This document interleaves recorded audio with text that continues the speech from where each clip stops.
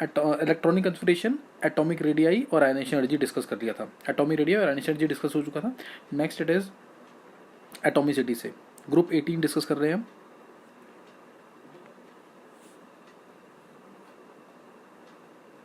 Group 18 का atomicity. Atomicity तो ये कलरलेस होते हैं, वैसे तो ये कलरलेस और ऑर्डरलेस है। कलरलेस हैं और ऑर्डरलेस है। और एटॉमिसिटी ये मोनोटॉमिक होते हैं, दे are monoatomic.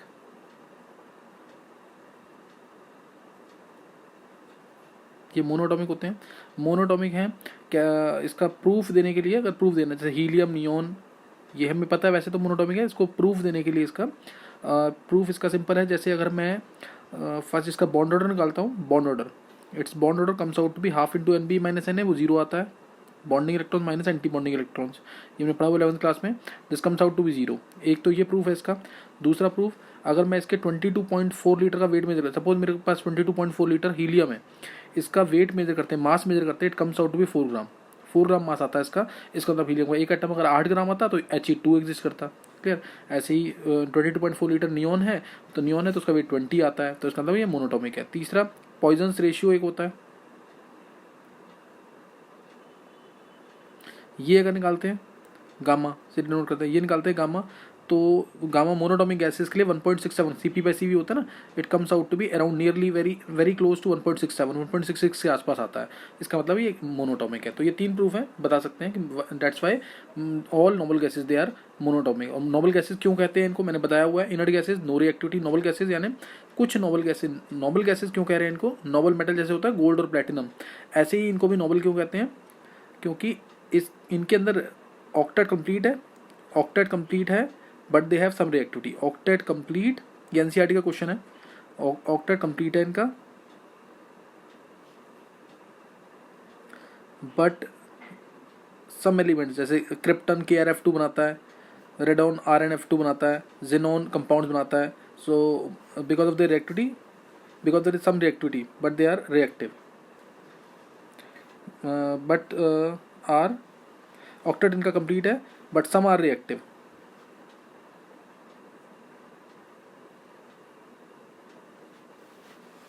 So they are called as noble gases. Clear, that's why they are called as noble gases. तो ये ध्यान रखना, एनसीईआरटी का क्वेश्चन है ये।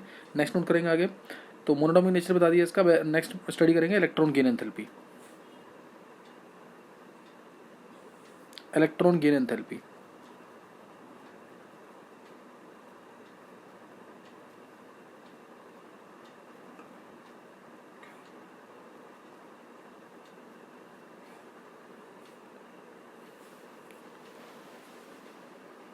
Electron gain enthalpy.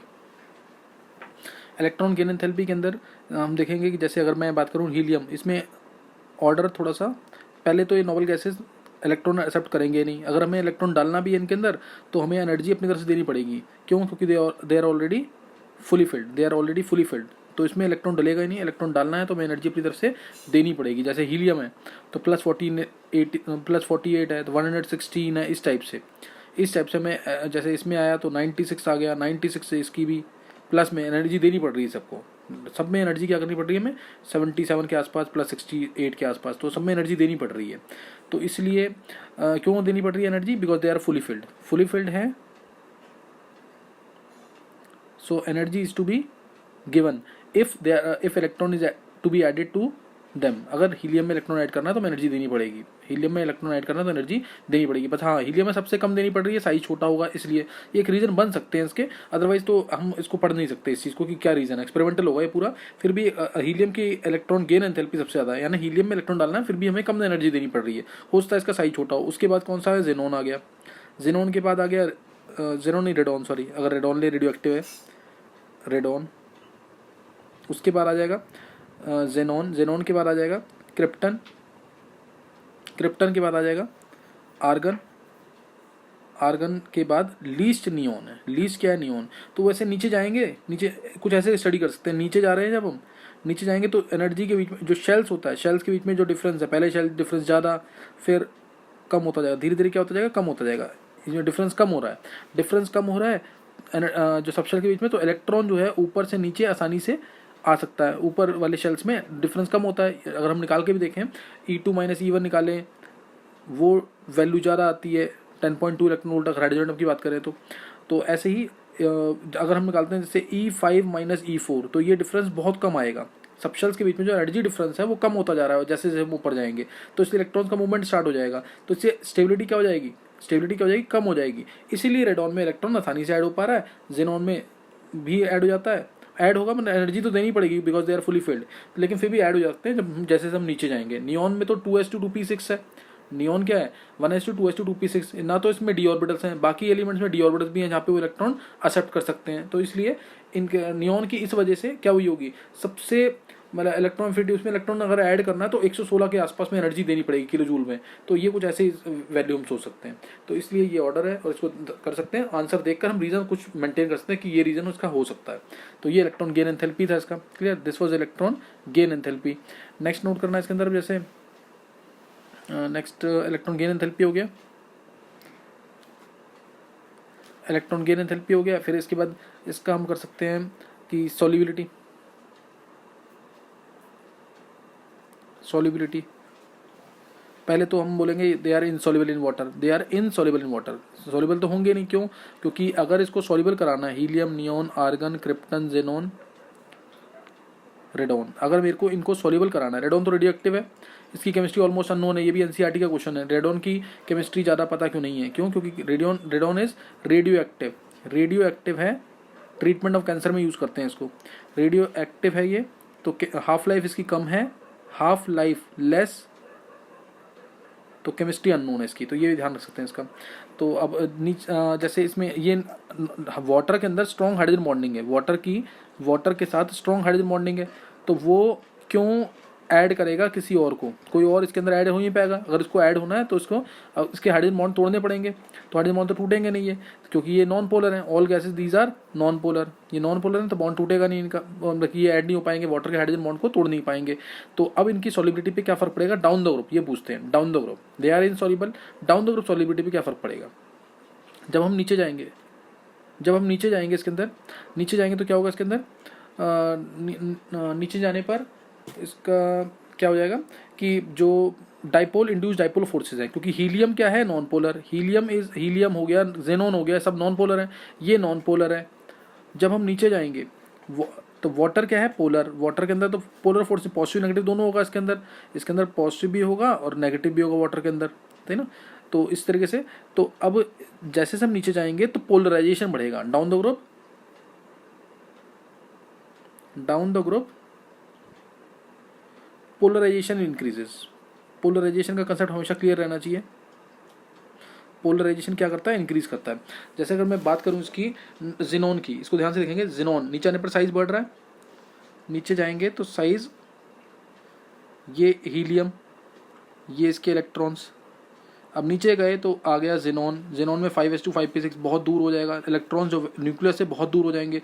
जब इलेक्ट्रॉन्स दूर हो जाएंगे तो वाटर जो है, वाटर क्या है H2O, तो ये इसका जैसे पॉजिटिव है और ये नेगेटिव दो, ये पॉजिटिव, तो ये इसके इलेक्ट्रॉन्स को फिर भी अपनी तरफ खींच सकता है, यानी इसका डाइपोल मूवमेंट इसके अंदर इंड्यूस हो रहा है। वाटर का डाइपोल जो है वो इंड्यूस हो रहा है किसके अंदर, जेनॉन के अंदर। तो नीचे आने पर डाइपोल इंड्यूस्ड डाइपोल फोर्सेज जो हैं, जेनॉन का जो वाटर के साथ फोर्स होगा वो कौन सा होगा, dipole induced dipole, that means water inducing it's dipole into xenon which is non polar. तो ये फोर्सेस बढ़ेंगे, क्यों, क्योंकि इसके जेनॉन के वैलेंस इलेक्ट्रॉन्स की अट्रैक्शन न्यूक्लियस से कम हो जाएगी, तो जेनॉन के वैलेंस इलेक्ट्रॉन्स को जो वाटर का पॉजिटिव पार्ट है वो खींच सकता है अपनी तरफ, तो कुछ अट्रैक्शन आ जाएगी इसके अंदर। तो इसलिए डाउन द ग्रुप क्या होगा, पोलराइजेशन बढ़ेगा। मैं दोबारा बोल रहा हूँ, solubility of noble gases in water is due to dipole induced dipole forces, dipole induced dipole forces, जिसको हम डिबाई फोर्सेज भी कहते हैं, डाइपोल इंड्यूस्ड डाइपोल फोर्सेज इस वजह से होती है। And down the group polarisation increases, यही पोलराइजेशन है जो इलेक्ट्रॉन खींच रहा है, जो वाटर इलेक्ट्रॉन खींच रहा है जेनॉन के वैलेंस इलेक्ट्रॉन्स के, इसी को पोलराइजेशन कहते हैं, इसी को डाइपोल इंड्यूस्ड डाइपोल फोर्स कहते हैं। और ये बढ़ता जाएगा down the group polarisation increases और dipole induced dipole forces increases. Water अपनी डाइपोल मूवमेंट इंड्यूस कर रहा है नोबल गैसेस के अंदर, जिसकी वजह से डाइपोल इंड्यूस्ड डाइपोल फोर्सेज जो हैं वो बढ़ जाएंगे डाउन द ग्रुप, इसीलिए सॉल्युबिलिटी इंक्रीज करेगी डाउन द ग्रुप।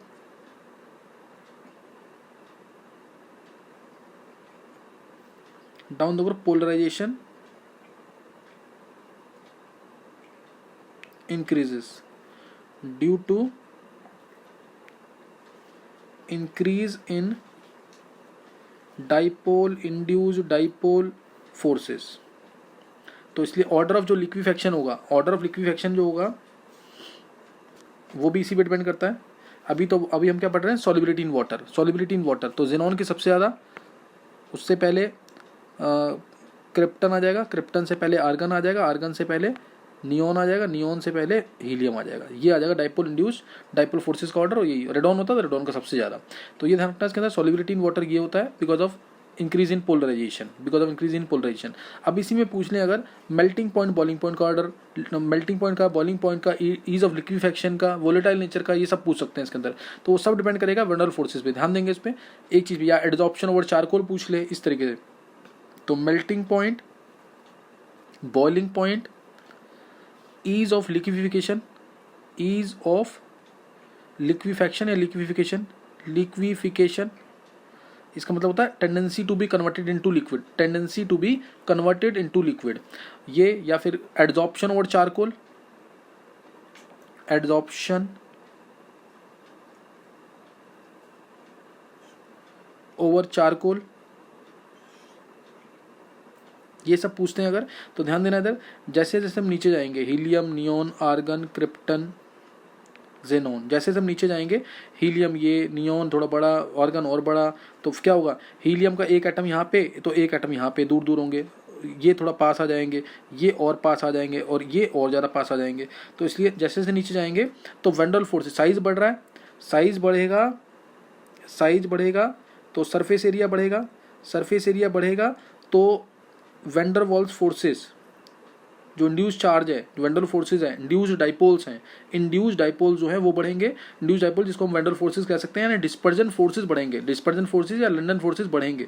तो इसीलिए बॉइलिंग पॉइंट, मेल्टिंग पॉइंट, या ईज ऑफ लिक्विफेक्शन या एडजॉर्प्शन ऑफ चारकोल, ये सारी प्रॉपर्टीज बढ़ जाएंगी। ये सारी प्रॉपर्टीज क्या हो जाएंगी, बढ़ जाएंगी। यानी जेनॉन जो है सबसे जल्दी लिक्विड में कन्वर्ट होगी, जेनॉन का मेल्टिंग पॉइंट, बॉइलिंग पॉइंट सबसे ज़्यादा, और ये सारी फोर्सेस क्या हो जाएंगे, बढ़ जाएंगे। और हीलियम जो है 4.2 केल्विन इसका बॉइलिंग पॉइंट है, हीलियम का बॉइलिंग पॉइंट 4.2 केल्विन है, और मास इसका 4 है, सबसे लाइट गैस होती है हाइड्रोजन के अलावा, सबसे लाइट। हाइड्रोजन का मास 2 होता है ये, लेकिन हाइड्रोजन को फिर भी हम यूज़ नहीं करते। यूज़ किसको करते हैं, हीलियम को। क्यों, हीलियम को बैलून में फिल करते हैं, हाइड्रोजन को क्यों नहीं फिल करते, जबकि हाइड्रोजन और लाइट होती है, हाइड्रोजन का तो मास 2 ही होता है। रीज़न बहुत सिंपल सा है, क्योंकि हाइड्रोजन होती है इनफ्लेमेबल, हाईली इनफ्लेमेबल है, लेकिन हीलियम नॉन इनफ्लेमेबल है, इसलिए हीलियम को ही फिल करते हैं हम बैलून्स के अंदर। तो हीलियम लाइट गैस है। डाइविंग एपैरेटस में भी हीलियम को यूज़ करते हैं, क्योंकि इसकी सॉल्युबिलिटी बहुत कम होती है ब्लड के अंदर, तो डाइविंग एपैरेटस में भी हीलियम को ही यूज़ करते हैं।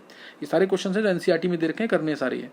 और हीलियम का बॉइलिंग पॉइंट क्या होगा, सबसे लोएस्ट 4.2 केल्विन के आसपास। तो ये सारी प्रॉपर्टीज डिपेंड कर रही हैं वैन डेर वाल्स फोर्सेस। दोबारा बता देता हूँ एक बार, साइज बढ़ेगा नीचे जाने पर, सरफेस एरिया बढ़ जाएगा, सरफेस एरिया बढ़ जाएगा एटम का, तो इससे जो इंड्यूस्ड जो चार्जेस है वो बढ़ जाएंगे, यानी वैन डेर वाल्स फोर्सेस बढ़ जाएंगे, या डिस्पर्जन फोर्सेस या लंडन फोर्सेस बढ़ जाएंगे, ये बढ़ जाएंगे, ये बढ़ेंगे। तो boiling point, melting point, ease of liquefaction, boiling point, melting point, ease of liquefaction या एडजॉर्प्शन ओवर चारकोल, ये सारी प्रॉपर्टीज बढ़ेंगी। और बॉइलिंग पॉइंट बढ़ रहा है तो वोलेटाइल नेचर क्या हो जाएगा, सबसे कम, वोलेटाइल नेचर कम हो जाएगा, इसलिए हीलियम जो है it will be most volatile. ये ध्यान रखना, उल्टा होता है बॉइलिंग पॉइंट के, वोलेटाइल नेचर या फिर वेपर प्रेशर कह सकते हैं, या फिर वेपर प्रेशर। तो ये ध्यान रखना इसके अंदर। तो फिजिकल प्रॉपर्टीज में इस टाइप से क्वेश्चंस आ सकते हैं। नेक्स्ट नोट करना आगे, नेक्स्ट नोट करेंगे इसमें आगे।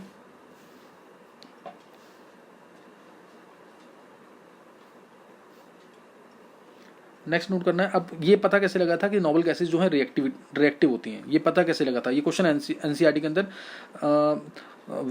विच प्रॉपर्टी ऑफ नोबल गैसेज या which compound inspired Neil Bartlett, Neil Bartlett को किसने इंस्पायर किया था, कि उसने पहला कंपाउंड डिस्कवर कर दिया नोबल गैसेस का। तो ये ध्यान रखना है, ये क्वेश्चन आता है 1962 में नील बार्लेट ने ऑब्जर्व किया, 1962 में नील बार्लेट ने ऑब्जर्व किया कि ऑक्सीजन जो है, जिसको ऑक्सीडाइज नहीं होना चाहिए, लेकिन उसको एक बहुत powerful oxidizing agent platinum hexafluoride, this compound was able to oxidize this oxygen also, ये इसको ऑक्सीडाइज करके मान देता है, O2+1 स्टेट में ले आता है, O2+1 PTF6 नेगेटिव, इसमें लेके आ जाता है। यानी this is very powerful oxidizing agent, very powerful oxidizing agent and is even able to oxidize this oxygen which should have negative charge but is being oxidized by platinum hexafluoride. Platinum hexafluoride जो है इसको भी oxidise कर देता है O2 को। और फिर उसने चेक किया कि जो O2 की आयनेशन एनर्जी है वो है 1175 किलोजूल पर मोल, 1175 किलोजूल पर मोल के आसपास की इसकी आयनेशन एनर्जी है। और फिर इसने चेक किया कि इसकी जो आयनेशन एनर्जी है it was similar to that of xenon. Xenon की आयनेशन एनर्जी इसने चेक की तो जेनॉन की ionization energy I 1170 kilojoule per mole which was very close to oxygen and even lesser, इससे भी लेस थी लगभग। तो इसलिए इसने कहा अगर प्लेटिनम हेक्साफ्लोराइड O2 को ऑक्सीडाइज कर सकता है +1 स्टेट में तो ये जेनॉन को भी ऑक्सीडाइज कर देना चाहिए, तो उसको जेनॉन को भी ऑक्सीडाइज कर देना चाहिए।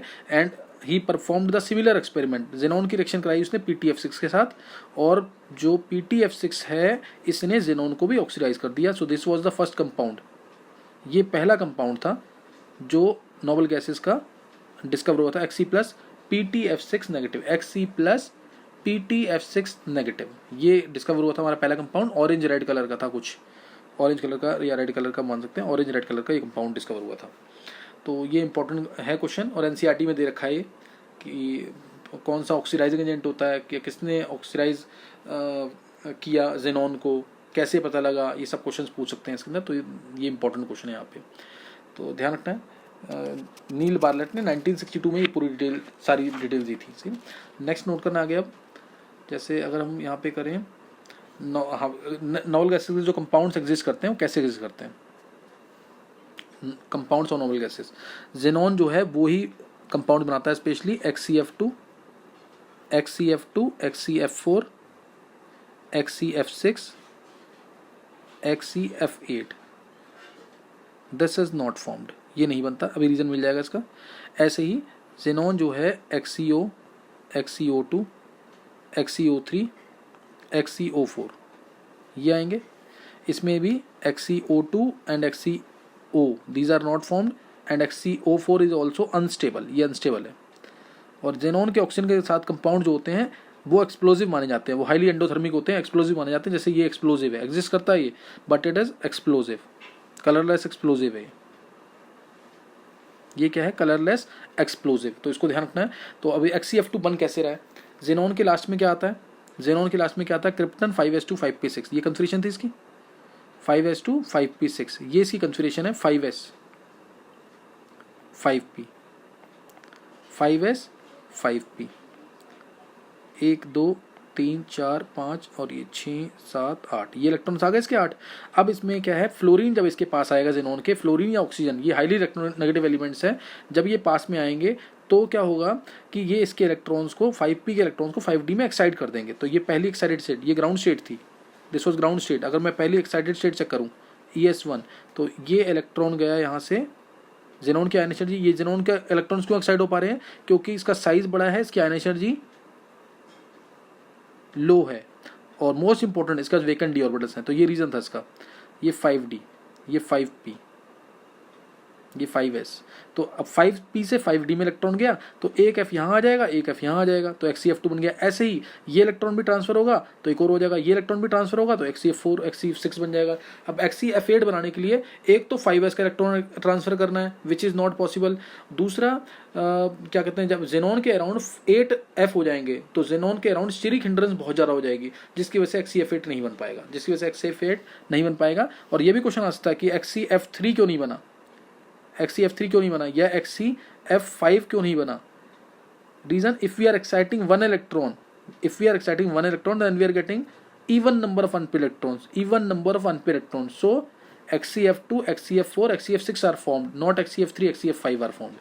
एक इलेक्ट्रॉन अगर हम एक्साइट करते हैं तो हमें even number of unpaired electrons आते हैं, 2 आ रहे हैं एक में, तो 2 एक्साइट करेंगे तो 4 अनपेड होंगे, 3 एक्साइट करेंगे तो 6 अनपेड होंगे। तो इससे XCF2 XCF4 XCF6 बनेंगे, XCF8 नहीं बनेगा due to steric hindrance, due to steric repulsion या स्टेरिक हिंड्रेंस, ये नहीं बनेगा। तो ये ध्यान रखना इसके अंदर। पहला क्वेश्चन इसमें आएगा why xenon only form compounds, तो उसका आंसर क्या आ जाएगा, उसका आंसर आएगा लार्ज साइज जेनॉन कंपाउंड्स क्यों बनाता है, xenon forms compounds due to, पहला large size second low ionisation energy, presence of vacant d orbitals. These are the three main basic reasons for the existence of compounds of xenon. Presence of vacant d orbitals. तो ये ध्यान रखना इसके अंदर। फिर Y, अगला question है, ये पहला क्वेश्चन था, Y xenon form compounds only, why xenon forms compounds only with, why xenon forms compounds only with oxygen and fluorine. तो इसका भी आंसर बहुत सिंपल है। इसका आंसर क्या आएगा, oxygen and fluorine are highly electronegative elements, are highly electronegative elements, highly electronegative elements, and hence are able to excite electrons of xenon to vacant d orbitals। दूसरा इन्हीं का, चूंकि छोटा साइज है, इनका छोटा साइज है तो इनका बॉन्ड ज़्यादा स्ट्रॉन्ग बनेगा। O और F स्मॉल साइज के हैं तो इनका बॉन्ड भी Xc के साथ स्ट्रॉन्ग बनेगा। ये भी लिख लेंगे इसको, बॉन्ड जो है स्ट्रॉन्ग बनेगा। तो इसलिए जेनोन के साथ कंपाउंड जो बनेंगे O के और F के ही बनेंगे। क्रिप्टन का एक ही कंपाउंड आइसोलेट हुआ है KrF2, और ऐसे ही रेडॉन का भी एक ही कंपाउंड आइसोलेट हुआ RnF2। तो ये भी लिख सकते हैं, ये कंपाउंड भी आइसोलेट हुए हैं नोबल गैसेस के। मेनली कंपाउंड जो हम स्टडी करते हैं जेनॉन के करते हैं।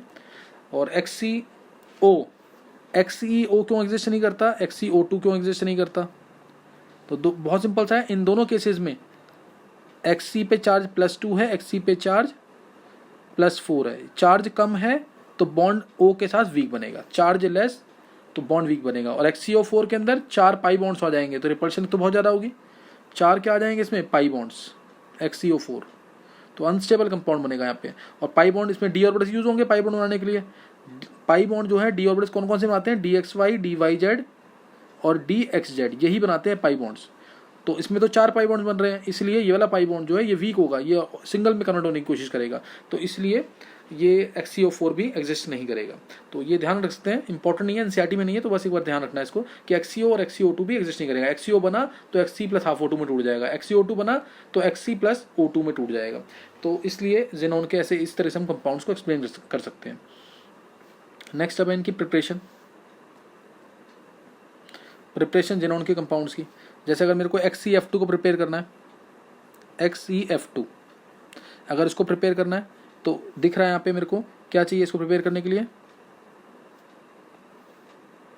इसको प्रिपेयर करने के लिए जेनॉन चाहिए और F2 चाहिए, जेनॉन और F2 चाहिए।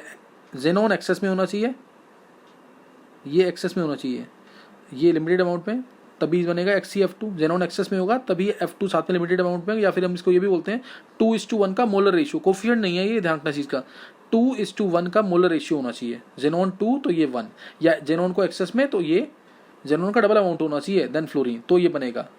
तो और इसकी कंडीशंस हैं 673 केल्विन, ये भी याद रखते हैं तो याद कर लेंगे। 673 केल्विन में 1 बार, 673 केल्विन और 1 बार है, 673 केल्विन और 1 बार, तो ये भी ध्यान रख सकते हैं इसका कि ये बन जाएगा इसमें। और निकल की ट्यूब में रिएक्शन होती है, निकल की ट्यूब के अंदर रिएक्शन होती है। और आगे इसका अगर हाइड्रोलिसिस करना चाहें वो भी मैं बता देता हूँ इसको साथ साथ, लेकिन अगला देखेंगे आगे Xc + 2F2। अगर हमें XeF4 को प्रिपेयर करना है, XeF4 भी प्रिपेयर होता है, तो उसके लिए XeF4, तो उसके लिए हमारे पास टेम्परेचर 873 केल्विन और 6 to ये आएगा 7 to 8 बार के आसपास प्रेशर, 7 to 8 बार प्रेशर। निकल के ट्यूब में रिएक्शन होगी ये भी। और इसमें हमारा जो रेशियो है, अब F ज़्यादा चाहिए हमें तो 1:5 का मोलर रेशियो चाहिए जेनॉन का और फ्लोरीन का, 1:5 का मोलर रेशियो, तो XeF4 बन जाएगा। ऐसे ही अगर मेरे को XeF6 बनाना है तो Xc + 3F2 लेंगे, Xc + 3F2 लेंगे। अब 1:20 का मोलर रेशियो होगा, 1:20 का मोलर रेशियो होगा, और यहाँ पे 573 केल्विन टेम्परेचर आ जाएगा, 573 केल्विन और 60 to 70 बार प्रेशर आ जाएगा, और बन जाएगा XeF6। और ये इंपॉर्टेंट प्रिपरेशन है, कर सकते हैं, ये पूछी हुई है एक बार एम्स में।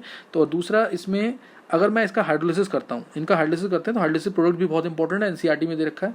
अगर मैं XeF2 का हाइड्रोलिसिस करता हूँ, सपोज अगर XeF2 का हाइड्रोलिसिस करता हूँ, H2 डाला इसके अंदर,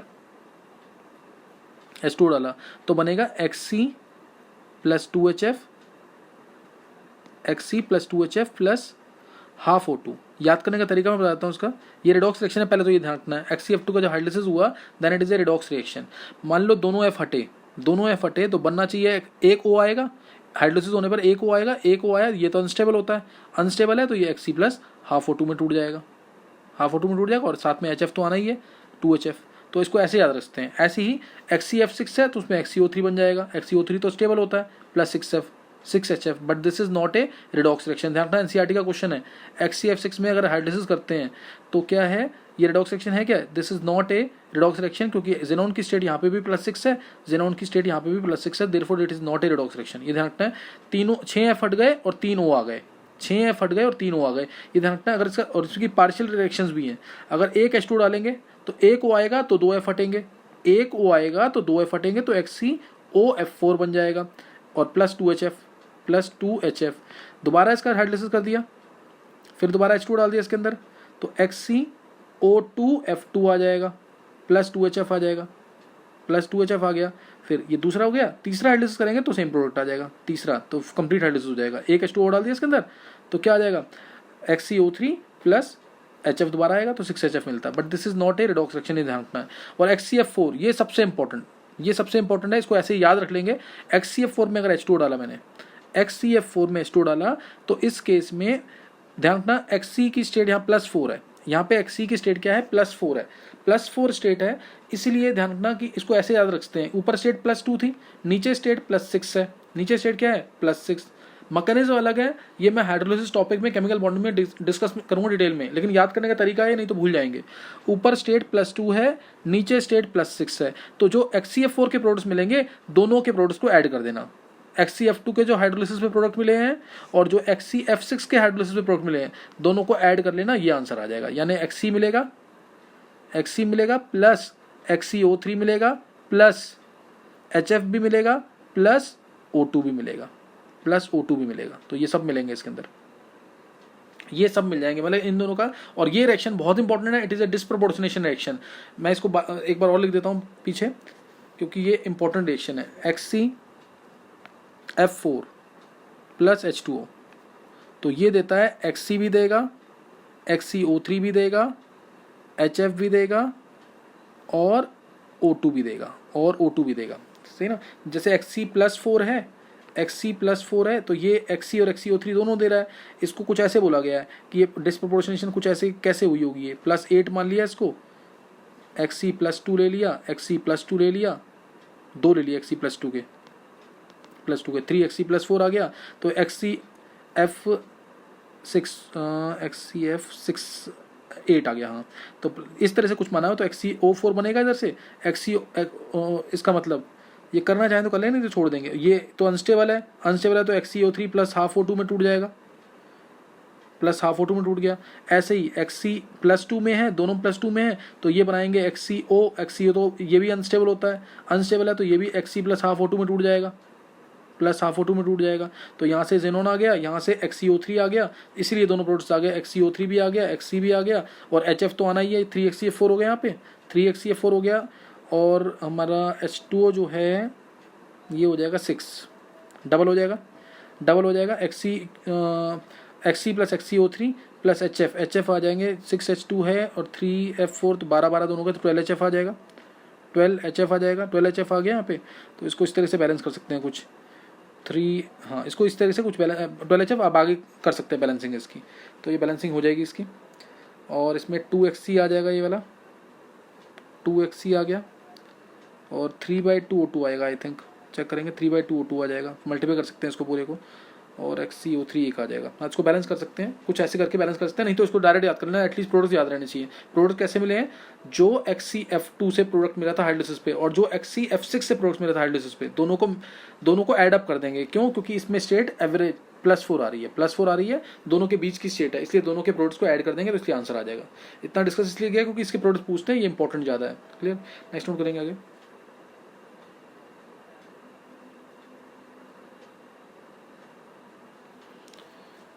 नेक्स्ट इसके अंदर ये XCF6 को हम ऐसे भी प्रिपेयर कर सकते हैं, XCF6 को XCF4 है प्लस O2F2, ये बहुत पावरफुल फ्लोरिनेटिंग एजेंट है O2F2, तो उसके ऊपर फ्लोरीन आ जाएगा प्लस O2 मिल जाएगा, क्योंकि ये बहुत पावरफुल, ये HCF6 की इस तरह से